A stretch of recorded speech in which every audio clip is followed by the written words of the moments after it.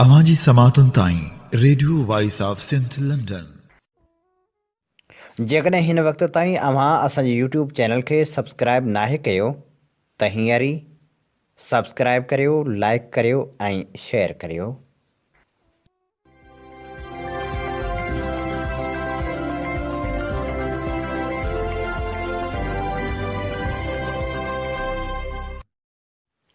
हीअं ॿुधी रहिया आहियो radio voice of Sindh London. अव्हांजी ख़िदमत में प्रोग्राम पेश कजे थो ख़बरुनि जी दुनिया। 23 डिसंबर 2025 प्रोग्राम ख़बरुनि जी दुनिया साण करे आऊं अव्हांजी ख़िदमत में हाज़िर आहियां पंहिंजो मेज़बान हबीब लगारी। सभ खां पहिरियां पेश करियूं था ख़ासि ख़बरूं। हैदराबाद में जीए सिंध मुहाज़ जो तहफ़ुज़े सिंध मार्च, सिंध जे वसीलनि जी वारसी जो ऐलान। सिंधी अदबी संगत पारां जमायत इस्लामी जे इंतिहा पसंदी वारे क़दम जी मज़मत, सख़्त कार्रवाई जो मुतालबो। वर्ल्ड सिंधी कांग्रेस ऐं ॿियनि तनज़ीमनि पारां इदरीस राजपूत जो विछोड़ो सिंध लाइ नुक़सान करार। अमन मोटाए ॾियो, कंदकोट में SUP जो एहतिजाजी मार्च। पंगरियो पुलिस जो औरतुनि ते तशदुद वीडियो वायरल, ASI समेत 2 अहलकार मुअतल। चुटारियूं साने जे मुतासिरनि सां इंसाफ़ न थियो, मुतासिरनि ख़िलाफ़ वधीक हिकु केस दाख़िल। चूंडको जे चेयरमैन टाउन ऑफिसर में इख़्तिलाफ़, मुलाज़िमनि जो पघारूं बंदि, पघारनि लाइ मुलाज़िमनि जो एहतिजाज। हाणे पेश करियूं था तफ़सीली ख़बरूं। जीए सिंध मुहाज़ जे सॾ ते सिंध जे वसीलनि जी मालिकी ऐं जाग्राफ़ी तहफ़ुज़ लाइ तहफ़ुज़े सिंध मार्च कयो वियो, जेको नसीम नगर ऐं शहबाज़ बिल्डिंग खां थींदो हैदराबाद प्रेस क्लब साम्हूं जलसे जी सूरत इख़्तियार करे वियो। जलसे में कारकुननि सिंध जी बका ऐं वसीलनि जी मालिकी लाइ नारेबाज़ी कई। जलसे खे ख़िताब कंदे जस्कम अॻवान डॉक्टर नियाज़ कालाणी चयो त सिंध 5000 साल अॻु जो तारीख़ी वतन आहे। सिंध जे वसीलनि ते सिंधी अवाम जो हक़ आहे। सिंध जा माण्हू पंहिंजे तारीख़ी वतन जे हदनि जी हिफ़ाज़त लाइ तयारु आहिनि, पंहिंजा वसीला बि ज़रूरु हासिल कंदा। जीए सिंध मुहाज़ जे चेयरमैन रियाज़ चांडियो ख़िताब कंदे चयो त सिंध तारीख़ी वतन आहे, सिंध खे इंतज़ामी यूनिटनि जी आड़ में विरहाइण जी इजाज़त न ॾींदासीं। हुन चयो त सिंध जे गैस, तेल ऐं दरिया समेत मैदनी वसीलनि जी फलूट कई वई। सिंध जे माण्हुनि खे महांगाई ऐं बदअमनी जे वर चाढ़ियो वियो आहे त जीअं सिंध जो अवाम ज़हनी तौरु ॿिनि वेलनि जी मानी लाइ परेशान हुजे, पंहिंजा हक़ न घुरी सघे। हुन चयो त सिंध मथां 20 सालनि खां करप्ट निज़ाम थाफियो वियो आहे। सिंध जी ज़रायत, तालीम, सिहत ऐं बल्दियाती इदारा तबाह थी विया आहिनि। सिंध मथां धाड़ेल कल्चर मढ़ी आयसि ऐं ॿियो नशो आम कयो वियो आहे। रियाज़ चांडी ख़िताब कंदे वधीक चयो त सिंध जा वसीला सिंध जी मर्ज़ी खां सवाइ कूड़नि कानूननि ऐं हथ ठोके आइन ज़रिए फुरिया ऐं लुटिया पिया वञनि। सिंध जा वसीला सिंध बदिरां वफ़ाक़ ते ख़र्च करे सिंध जे अवाम खे बुख जी बाहि में उछलायो वियो आहे। हुन चयो त असांजो मुतालबो आहे त सिंध जा वसीला सिंध ते ख़र्च कया वञनि, सिंध खां फुरियल दरिया ऐं मैदनी वसीला वापसि कया वञनि, धाड़ियल राज ऐं मंशा जे विकिरे खे बंदि कयो वञे, सिंध खे इंतज़ामी यूनिटनि जी आड़ में विरहाइण वारा मनसूबा ख़तमु कया वञनि। ॿी सूरत में सिंध जे माण्हुनि जो सख़्तु रद्द अमल ईंदो। 2015 में मासूम जीएम सैयद जे आशिक सुहैल भट्टी ने अगवा थियण जे करे उनजो पीउ अॼु शहीद थियो आहे, जंहिंखे 2015 में तव्हां अगवा कयो। अॼु हर तरफ़ जनाज़ा खॼा आहिनि, पर जनाज़नि जे बावजूद सिंध जे चपे टपे ते एहतिजाज आहे त सिंध ॾोही क्रिमिनल ऐं लुटमार जो निज़ाम जी इनकारी आहे। मुझो देश सिंधु देश, सिंधु देश, तुझो रहबर मुझो रहबर। अॼु इन जनाज़नि जे दौरान ऐं जबरी गुमशुदगियुनि जो ख़ौफ़, मासूम कारकुननि जूं अगवाऊं, जबरी गुमशुदगियुनि सां गॾु सिंध में पुलिस गर्दी, भाड़ेल राज, मनुष्या जो राज ऐं आसिफ ज़रदारी खे इस्लामाबाद गुज़िरियल 20 सालनि ताईं करप्ट सिस्टम जे नाले सां इन सिस्टम जे राज जे ख़िलाफ़ सिंधु तहफ़ुज़ जे लाइ सिंधु तहफ़ुज़ जो ॿार सिंधी अदबी संगत चयो आहे त जमायत इस्लामी रुगो हिकु सियासी जमायत न पर पाकिस्तान जहिड़े घण क़ौमी वफ़ाक़ लाइ हिकु संगीन ख़तरो आहे। सिंधी अजरक जे निशान वारी नंबर प्लेट खे गॾियण जे कद में लड़काइण को एहतजाज न पर सिंधी तारीख़ सक़ाफ़त ऐं क़ौमी सुञाणप ते सिंधो सऊं हमिलो आहे। हीउ अमल साबित करे थो त जमायत इस्लामी जी सियासत जो बुनियादु क़ौमनि जे इनकार सक़ाफ़ती नफ़रत ऐं ज़हनी इंतिहा पसंदी ते बीठल आहे।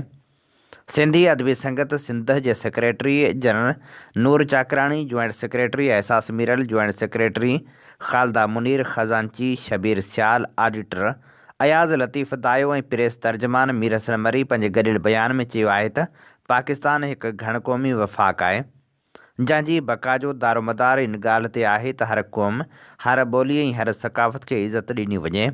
जमायत इस्लामी जहिड़ियूं इंतिहा पसंद क़ुवतूं वफ़ाक़ ऐं मुल्क जी वहदत लाइ इंतिहाई ख़तरनाक रुझान आहिनि। हुननि चयो त जमायत इस्लामी जो नज़रियो वफ़ाक़ी इकाइयुनि जी सुञाणप मिटाइण, क़ौमी ॿोलियुनि खे ख़तमु करणु ऐं सक़ाफ़ती उहिञाणनि खे तज़लील जो निशानो बणाइण रहियो आहे। सिंधी अजरक जेका मुहबत, मज़ाहिमत ऐं वक़ार जी अलामत आहे, उनजी बेहुरमती दरअसल सिंधी क़ौम जी तौहीन ऐं वफ़ाक़ सां दुश्मनी आहे। बयान में चयो वियो आहे त जमायत इस्लामी जी शागिर्द विंग कराची यूनिवर्सिटी, लाहौर ऐं ॿियनि शहरनि में सिंधी ऐं बलोच शागिर्दनि खे मुनज़म नमूने सां टारगेट बणाए तशदुद कंदी रही आहे, जेको रुगो शागिर्द सियासत न पर इंतिहा पसंद फ़िक्र जी ख़तरनाक शक्ल आहे। अहिड़ियूं कार्रवायूं वाज़े कनि थियूं त जमायत इस्लामी वफ़ाक़ी हम आहंगी न पर इंतिशार पैदा करणु चाहे थी। सिंधी अदबी संगत सिंध तोड़े वफ़ाक़ी हुकूमतनि खां मुतालबो करे थी त जमायत इस्लामी खे हिकु इंतिहा पसंद वफ़ाक़ दुश्मन सियासी क़ुवत तौरु ॾिठो वञे ऐं उनजी नफ़रत आमेज़ सियासत, तशदुद पसंद शागिर्द विंग ऐं सक़ाफ़ती तौहीन ख़िलाफ़ सख़्त क़दम खयां वञनि। बयान में चयो वियो त एहतजाज हर शहरी जो हक़ आहे, पर एहतजाज जे नाले में कंहिं क़ौम जी सक़ाफ़त खे ॻाल्हाइण सां तशबीह ॾियणु नफ़रत, तकबुर ऐं फ़ाशिज़म जो खुलियल इज़हार आहे। जमायत इस्लामी जी क़यादत खे घुरिजे त हू फ़ौरी तौरु सिंधी क़ौम खां ग़ैर मशरूत माफ़ी वठे। ॿी सूरत में अहिड़ी जमायत खे वफ़ाक़ लाइ ख़तरो सम्झी तारीख़ जे कटहड़े में बीहारियो वेंदो। सियासी समाजी तनज़ीमनि पारां सिंध धरती जे अज़ीम फ़र्ज़ंद साईं इदरीस राजपूत जे विछोड़े खे सिंध लाइ वॾो नुक़सानु क़रार ॾिनो वियो आहे। पंहिंजे जारी कयल बयान में वर्ल्ड सिंधी कांग्रेस चयो आहे त सिंध धरती जो सचो सुजाग ऐं अज़ीम फ़र्ज़ंद साईं इदरीस राजपूत अब्दी आराम में हलियो वियो आहे। साईं इदरीस राजपूत जो लाॾाणो रुगो हिकु फ़र्द जो विछोड़ो न आहे, पर सिंध लाइ हिकु वॾे फ़िक्री, इल्मी ऐं क़ौमी नुक़सान जे बराबरि आहे। इदरीस राजपूत ऐं नामियारो तारीख़दान डॉक्टर मुबारक अली भारत जे साॻे इलाइक़े मां हिजरत करे सिंध आया। ॿिन्ही सिंध खे पंहिंजी माउ सम्झी समूरी हयाती बेलोस मुहबत, इल्म ऐं सचाई सां हिन धरती जी ख़िदमत कई। इदरीस राजपूत पाणीअ जो माहिर हो ऐं आपाशी खाते जे सेक्रेटरी जी हैसियत सां ख़िदमतूं सरअंजाम ॾेई रिटायर थियो। इदरीस राजपूत कालाबाग डैम खे सिंध लाइ ज़िंदगी ऐं मौज जो मसइलो क़रार ॾींदे पंहिंजी समूरी ॾाहप, ईमानदारी ऐं सचाई सां हर फोरम ते सिंध जो केस विढ़ंदो रहियो। संदसि इल्मी, फ़िक्री ऐं कलमी पोरियो हमेशह सिंध वासियुनि लाइ रहनुमाई जो सरचश्मो रहंदो। वर्ल्ड सिंधी कांग्रेस साईं इदरीस राजपूत जे लाॾाणे ते संस ख़ानदान, साथियुनि ऐं समूरी सिंध सां दिली हमदर्दी ऐं तइज़ीज़ जो इज़हार करे थी। इदरीस राजपूत हमेशह सिंध जी तारीख़, जदोजहद, ज़मीर ऐं ख़मीर में ज़िंदा रहंदो। SUP पारां पिणु इदरीस राजपूत जे लाॾाणे ते ॾुख जो इज़हार कयो वियो आहे।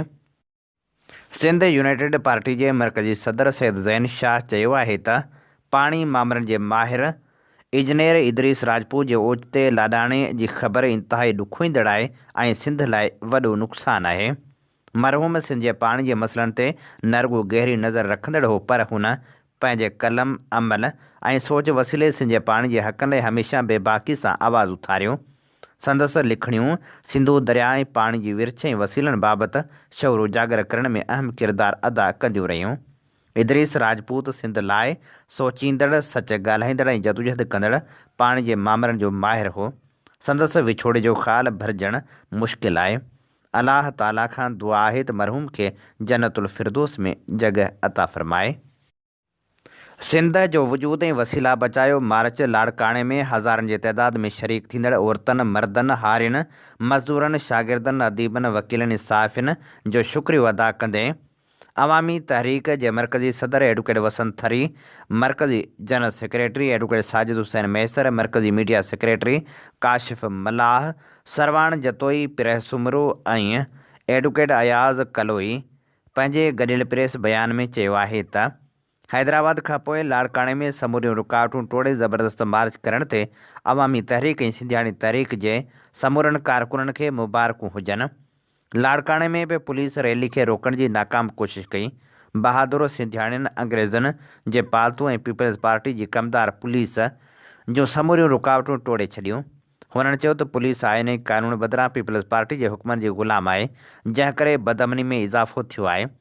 सिंध जो वजूद ऐं वसीला बचायो मार्च में पुलिस रुकावटूं पीपल्स पार्टी जो शर्मनाक अमल आहिनि। पीपल्स पार्टी सिंध में बदतरीन आमरियत मढ़ी छॾी आहे। पीपल्स पार्टी खां सवाइ समूरियुनि सियासी पार्टियुनि जी पुरअमन मुज़ाहिरनि ते पाबंदी मढ़ी वई आहे। ॿिए पासे पाणी माहिर इदरीस राजपूत जे ओचिते लाॾाणे ते अवामी तहरीक जे अॻुवाणनि ॾुख ऐं अफ़सोस जो इज़हार कंदे संदसि घर भातियुनि सां ताज़ियत जो इज़हार कयो।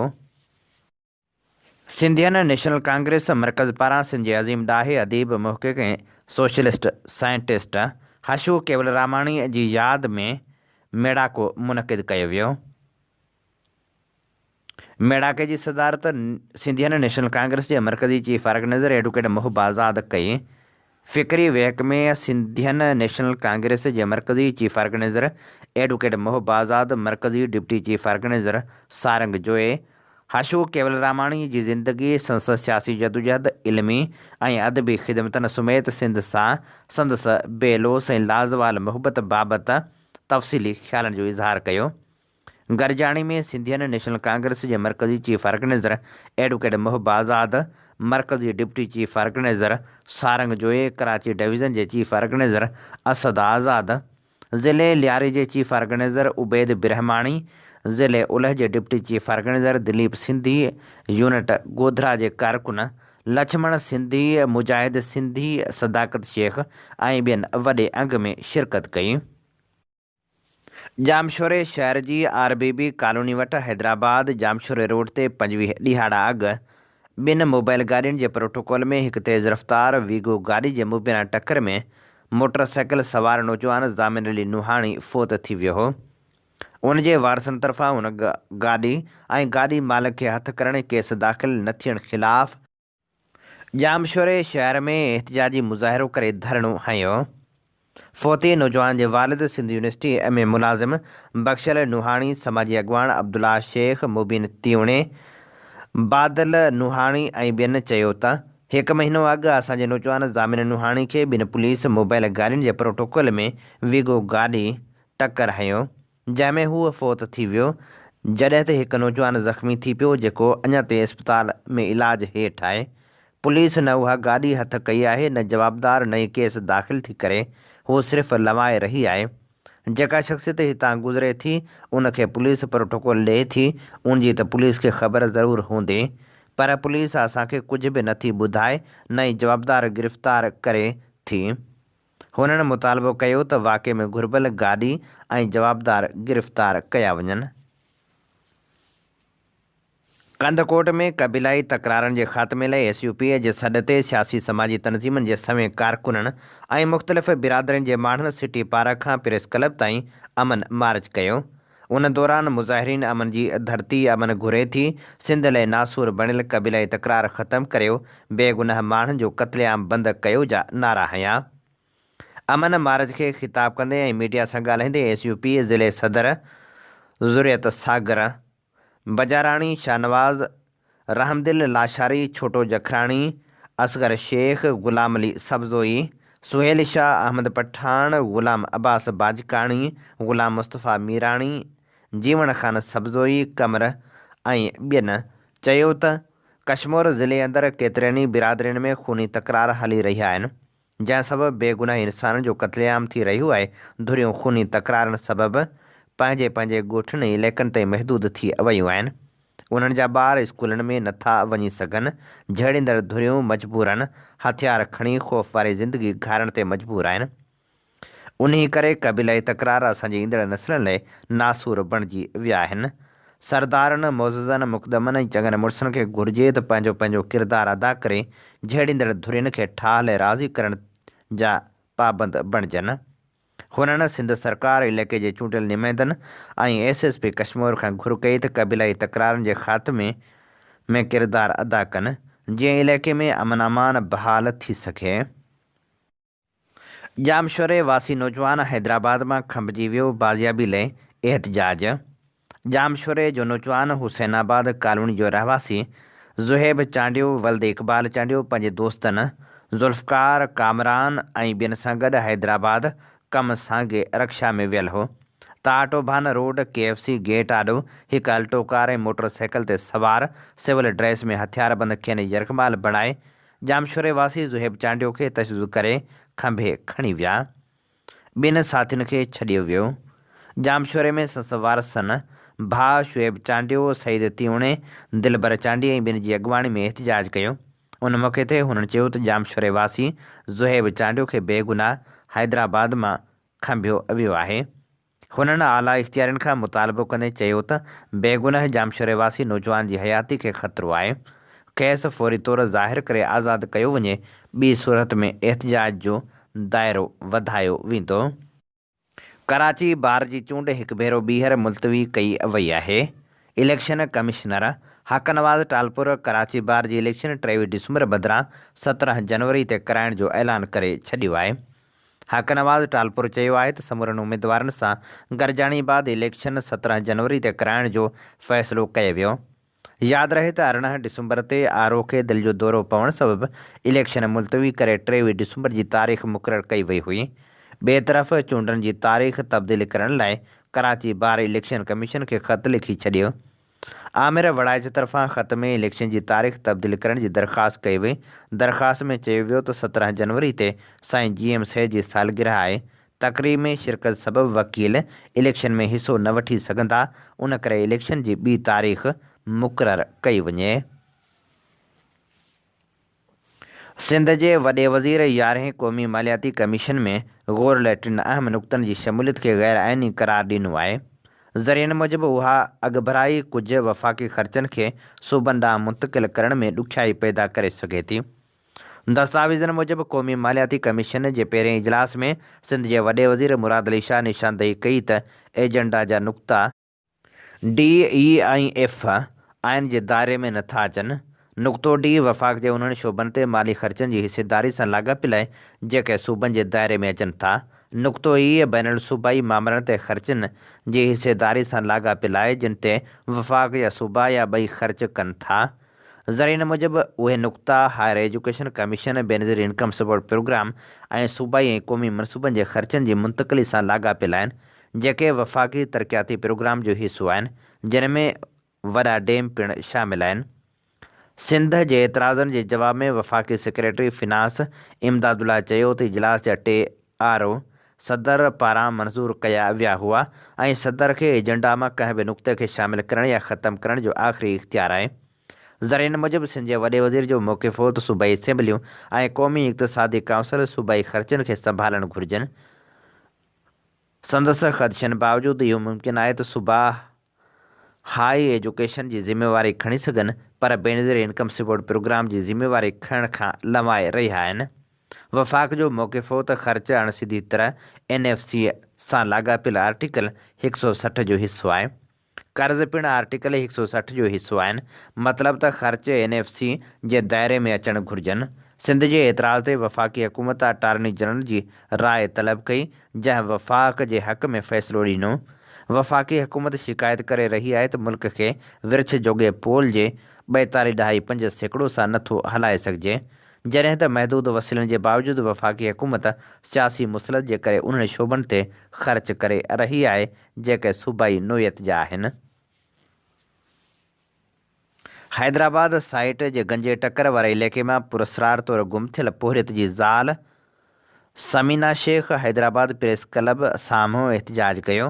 उन मौक़े ते हुन दाईंदे चयो त 19 डिसंबर शाम धारे मुंहिंजो मुड़ुसु अयूब शेख घरां ॿाहिरि खीर वठण लाइ निकितो, जेको 4 ॾींहं गुज़रण बावजूदि वापसि नाहे आयो। मुंहिंजो मुड़ुसु बिजली जो कमु कंदो आहे, ॻोल्हा में मदद कई वञे। चोटारियूं सान्हे जे ॻोठ जानी जूणे जो वासियुनि ते वधीक हिकु केस दाख़िल कयो वियो आहे। PPMNA अलाउद्दीन जूणे जो जे कमदार अब्दुल रशीद जी फ़रियाद ते काठ चोरी जो 5 ॼणनि ते केस दाख़िल कयो वियो। केस में इरफान जूणे जो, ख़ालिद जूणे जो, सुएब जूणे जो, इक़बाल मला ऐं ग़ुलाम क़दर बिरोही खे जवाबदार तौरु नामज़द कयो वियो आहे। पुलिस जो चवणु आहे त ट्रैक्टर ट्राली ज़ब्त करे ड्राइवर ग़ुलाम क़दर बिरोही खे गिरफ़्तार कयो, 250 मण काठ हथ कयो आहे। केस दाख़िल थियण ख़िलाफ़ ॻोठ जानी जूणे जो जे रहवासियुनि एहतजाज पिणु कयो। फिदा जूणे जो ऐं ॿिनि मुज़ाहिरीन जो चवणु हो त 3 ॼणनि जे क़त्ल केस तां हथ खणाइण लाइ असांजे मथां 7 केस दाख़िल कया विया आहिनि। MNA अलाउद्दीन जूणे जो असांखे हिरासत करे रहियो आहे। असांजे 3 ॻोठाणनि खे सरेआम दहशतगर्दी करे शहीद कयो वियो। वरी केस बि असां मथां दाख़िल कया पिया वञनि त जीअं असां केस तां हथ खणूं ऐं फ़ैसिले लाइ राज़ी थियूं, पर असां पंहिंजी क़ानूनी जदोजहद जारी रखंदासीं।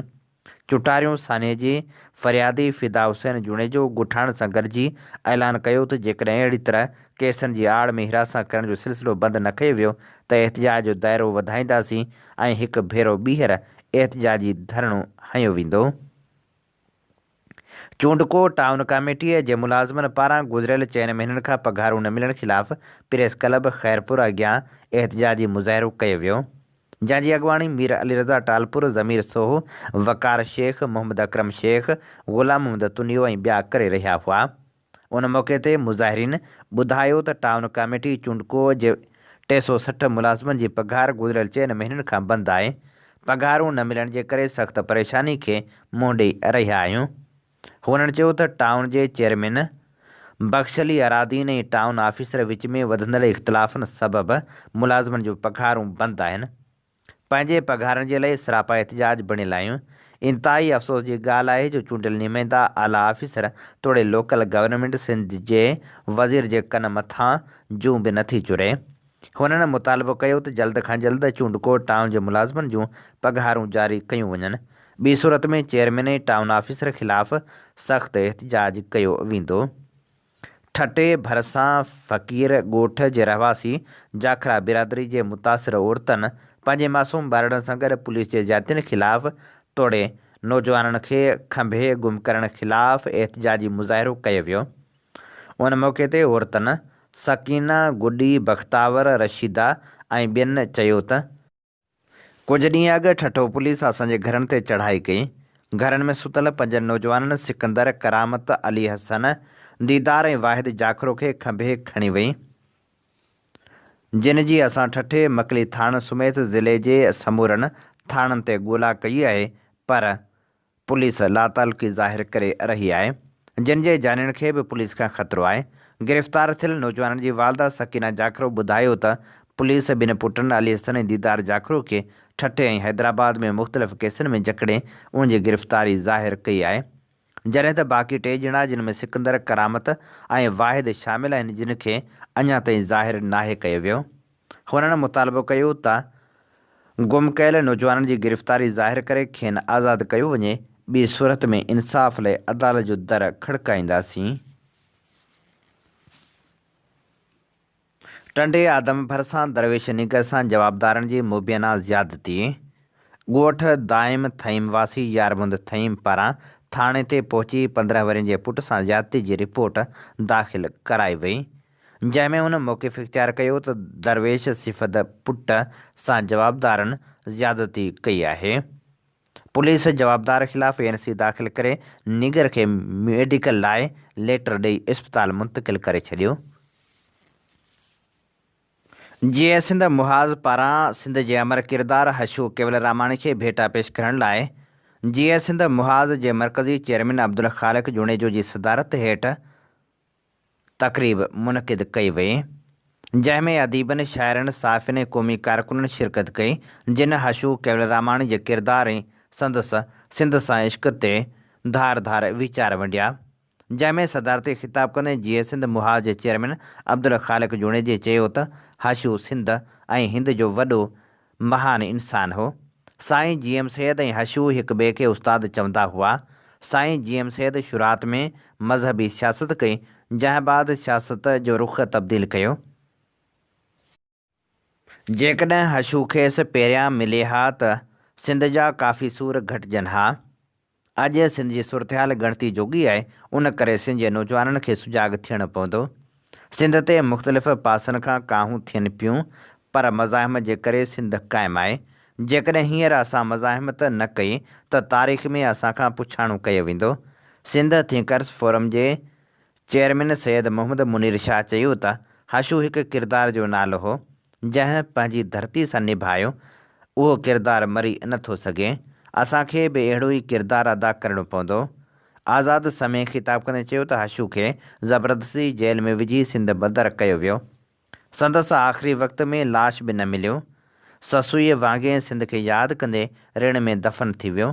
साहिल पीरज़ादे ख़िताब कंदे चयो त हशू जो वतन छॾणु ॼण त सुसुई जे बंभोर खे आख़िरी चुमी हुजे। जीअं हशू खां ज़मीन खसी वई, असांखे बि सोचणु घुरिजे त ईअं न थिए जो असांखां बि ईअं ई ज़मीन खसी वञे। जहांगीर ॾाहिरी ख़िताब कंदे चयो त सिंधी क़ौम अॼु बि विरहाङे वारे सान्हे में फाथल आहे। माण्हुनि खे तलवारनि सां वढियो वियो आहे। हशू खे सिंध मां त कढियो वियो, पर हुन खे हिंदुस्तान बि पंहिंजो न कयो। एजाज़ सिंधू ख़िताब कंदे चयो त असांखे पंहिंजे वतन जी मालिकी करणी पवंदी। ईंदड़ नसल खे किताब पढ़ायूं त जीअं धरती खे वेझा थियनि। उन मौक़े ते ज़िले सदर मक़सूद आबड़ो, साईं बख़्श उनड़, सरताज उनड़ समेत ॿियनि महिमाननि पिणु ख़िताब कयो। थर जे 47 लेडी हेल्थ वर्करनि पको न करण ऐं 8 महीननि जो रहियल पघारूं न मिलण ख़िलाफ़ एहतिजाजी मुज़ाहिरो कयो, जंहिंजी अॻुवाणी नीलम कुमारी, हाजरा थेबो ऐं ॿियूं करे रहियूं हुयूं। लेडी हेल्थ वर्करनि चयो त असांखे फौरी तौरु पको कयो वञे ऐं असां जूं रहियल पघारूं ॾिनियूं वञनि। पघारूं न मिलण जे करे फ़ाक़ा कशी जो शिकार आहियूं। असांखे फ़ाक़ा कशी खां बचायो वञे ऐं पघारूं ॾिनियूं वञनि। लाड़काणे शहर जे न्यू बस स्टैंड वारे इलाइक़े जे रहवासियुनि ऐं दुकानदारनि तरफ़ां मुख रोड ते बीठल नालियुनि जो गंदो पाणी निकाल न थियण ख़िलाफ़ एहतिजाजी मुज़ाहिरो करे सख़्त नारेबाज़ी कई वई। उन मौक़े ते मीर मुहम्मद जागराणी, राजा चांडियो, तौफ़ीक़ भुट्टो, ज़मीर कुंभर ऐं ॿियनि मीडिया अॻियां दाहींदे चयो त गुज़िरियल 8 महीननि खां न्यू बस स्टैंड जे मुख रोड ते नालियुनि जो गंदो पाणी तलाउनि जी सूरत में बीठल आहे, जंहिं सबबु इलाइक़े वासियुनि, दुकानदारनि ऐं आम शहरियुनि खे अच वञ में इंतिहाई मुश्किलातुनि खे मुंहुं ॾियणो पइजी रहियो आहे। जॾहिं त नालियुनि जो गंदो पाणी जमा थियण सबबु इलाइक़े में मच्छरनि जो आज़ार वधी वियो आहे।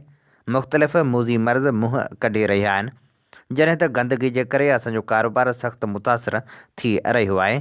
अहिड़ियूं शिकायतूं असां ज़िले इंतिज़ामिया, म्यूनिसिपल कॉर्पोरेशन जे मेयर ऐं चूंडियल नुमाइंदनि सां बि केतिरा ई भेरा कयूं आहिनि, पर को बि ॿुधण लाइ तयारु नाहे।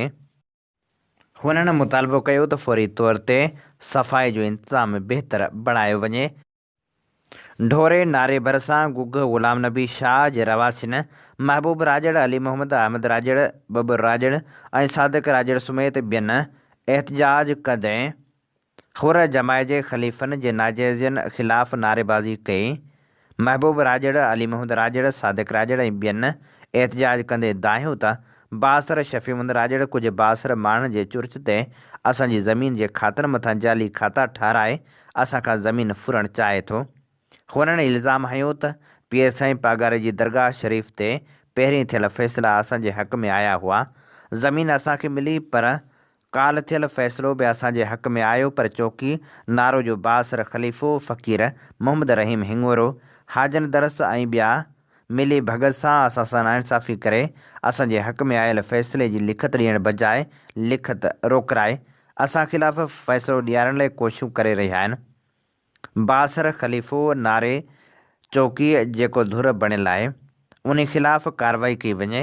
हुननि वधीक दाहींदे चयो त असांजी पुराणी ज़मीन ख़रीद थियल आहे, जंहिंजा कागज़ बि असां वटि मौजूदु आहिनि, पर बासर ख़लीफ़नि सां मिली भगत करे असां सां नाइंसाफ़ी करे रहियो आहे। हुननि पीर पागारे समेत हुर जमाए जे चीफ ख़लीफ़े खां मुतालबो कयो त बासर ख़लीफ़ा हिननि जी धुर बणियल आहिनि, उन्हनि खे रोके इंसाफ़ वारो फ़ैसिलो कराए असांखे पंहिंजो हक़ ॾियारियो वञे। गुचेरे भरिसां यूनियन काउंसिल खालसू जे ॻोठ ग़ुलाम मोहम्मद सोलंगी वासी ग़रीब घराणे सां तालुक़ रखंदड़ अखियुनि जे नूर खां महरूम महताब अली सोलंगी, अलहरखे सोलंगी ऐं मुनवर अली सोलंगी एहतजाज कंदे चयो त असां माज़ूर कोटा जी नौकिरी लाइ नामवर वकील परवेज़ सोलंगी पारां हाई कोर्ट सखर में पटिशन दाख़िल कराई, जंहिं ते माज़ूरनि जे हक़ में फ़ैसिलो ॾिनो वियो। कोर्ट जे आर्डर बावजूदि नज़रअंदाज़ कयो वियो आहे। बार बार DRC लाइ घुराए परेशान कयो पियो वञे। DC नुशरत फिरोज़ अरसलान सलीम सियाल वटि बि अहिड़ियूं शिकायतूं कयूं आहिनि, पर उन बि असांजे शिकायतुनि जो अज़ालू नाहे कयो। मनपसंद माण्हुनि खे आर्डर ॾिना विया आहिनि, जेको असां नाबीननि सां सरासर धोखो थियो आहे। हुननि अपील कई त असां माज़ूरनि सां इंसाफ़ करे असांखे नौकिरी जा आर्डर ॾिना वञनि। हीअ असीं अव्हांजी ख़िदमत में पेश करे रहिया हुआसीं ख़बरूं। इन ते प्रोग्राम ख़बरुनि जी दुनिया पुॼाणी ते पहुचे थो। पंहिंजे मेज़बान हबीब लगारी खे ॾींदा इजाज़त। जॾहिं पेर तेॾहिं ख़ैर। अवां जी समातुनि ताईं radio voice of Sindh London.